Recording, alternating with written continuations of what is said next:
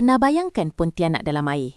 Kenalkan ikan lemprey, raksasa purba yang tak perlukan rahang untuk membunuh. Bentuknya seakan cacing gergasi, tapi lihatlah mulutnya. Ratusan gigi tajam tersusun rapi untuk mencengkam mangsa tanpa belas kasihan.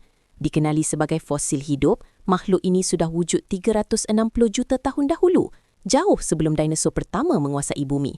Tanpa rahang, ia menggunakan teknik sedutan. Sekali ia melekat, harapan untuk mangsa terlepas hampir tiada. Lidah mereka bukan untuk merasa, tapi untuk mengorek. Ia akan melubangkan kulit mangsa dengan lidah berdurinya yang sangat kuat. Lihat saja kesan pada ikan ini. Luka bulat yang dalam, bukti kehadiran vampire yang telah menghisap seluruh nyawanya. Hidup mereka bermula sebagai larva yang buta di dasar sungai, menunggu bertahun-tahun sebelum berubah menjadi mesin pembunuh. Dari sungai hingga ke lautan dalam, lemprey adalah pengembara yang membawa maut kepada sesiapa yang melintasinya.